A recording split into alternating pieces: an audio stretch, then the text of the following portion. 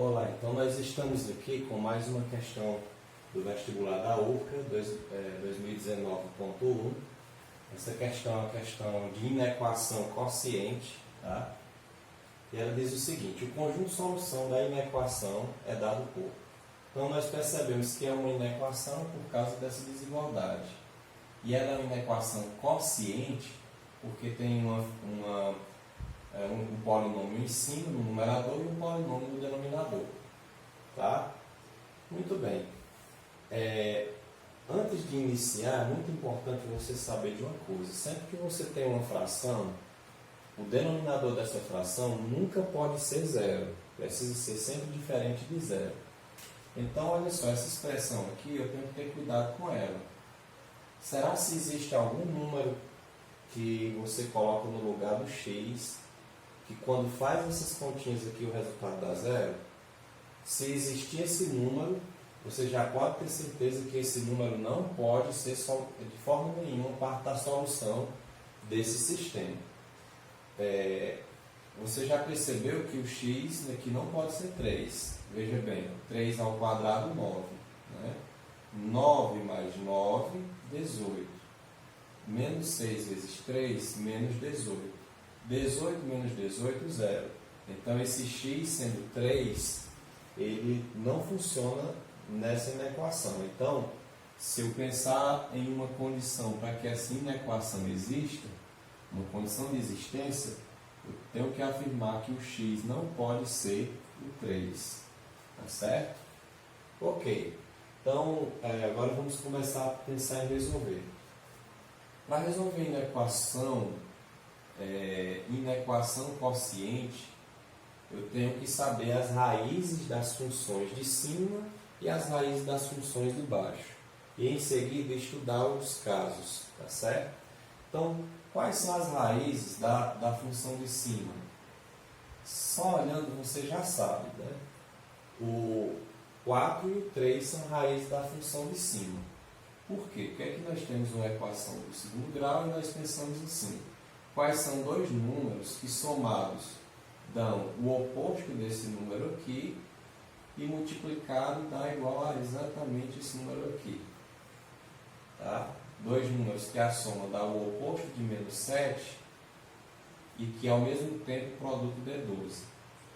Tá? Então vai ser aqui 4 mais 3 é 7 e 4 vezes 3 é 12. Então eu já sei que as raízes dessa função aqui de cima são 4 e 3. Lembrando que eu só posso usar essa estratégia quando o coeficiente do x ao quadrado for o número 1. Tá certo? Muito bem. Então aqui eu já tenho as raízes de cima. Tá? Tendo as raízes de cima, eu vou construir o gráfico dessa função quadrática analisando só o eixo x. Então eu tenho aqui o número 3, tá? E eu tenho aqui o número 4. Função quadrática representa uma parábola, e essa parábola tem a concavidade voltada para cima, então ela passa por esses dois pontos aqui. Tá? Lembrando que, como essa inequação tem esse símbolo de maior ou igual, o maior ou igual está associado a bolinhas fechadas. Tá certo? O maior ou igual ou o menor ou igual. Ela está dizendo o seguinte, que o número ele entra nessa solução. Quando a bolinha ela é aberta, está dizendo que o número que está em cima dessa bolinha não participa dessa solução.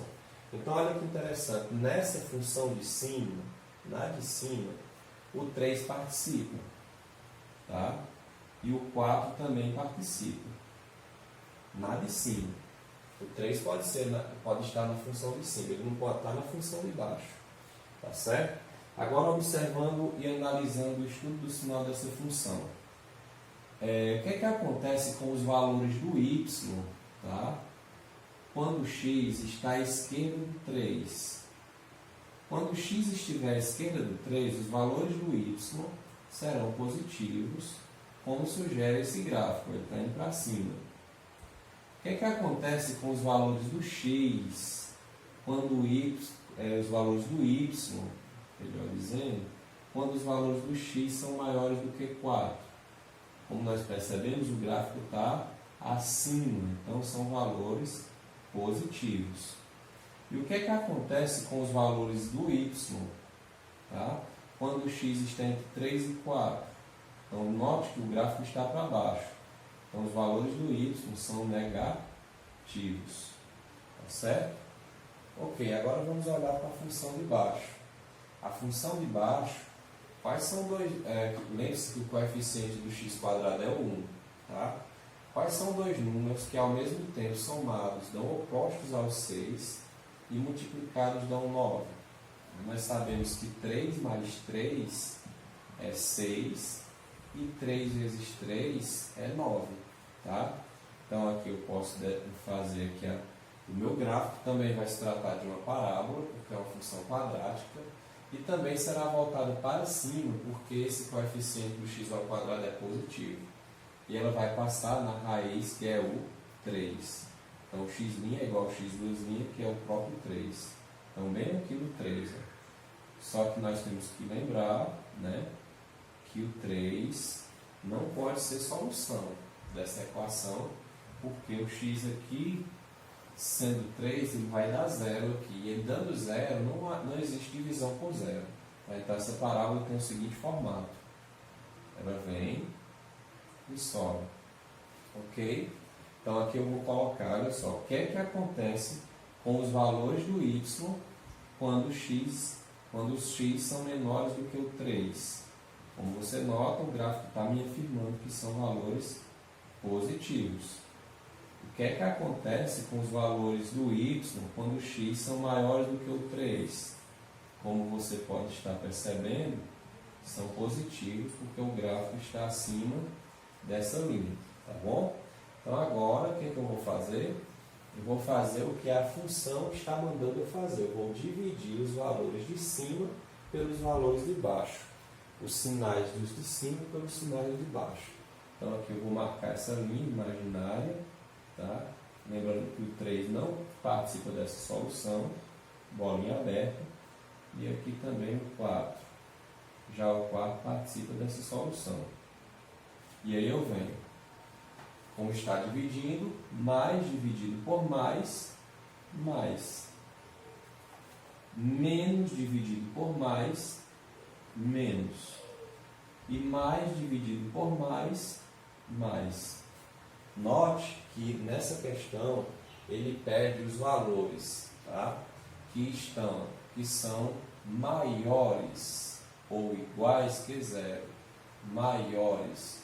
Ou seja, os valores do y que são positivos. Então, significa dizer que os valores que eu quero são exatamente esses que estão à esquerda do 3 e os que estão à direita do 4. Então, eu marco aqui, olha só, os valores possíveis para o x, os valores possíveis para o x. Tá bom? Aqui você sabe que esse intervalo é a mesma coisa, tá? Do intervalo entre menos infinito e 3 abertos, tá certo? União, tá? Intervalo aqui fechado no 4 e vai explodindo para o infinito positivo. E aqui aberto.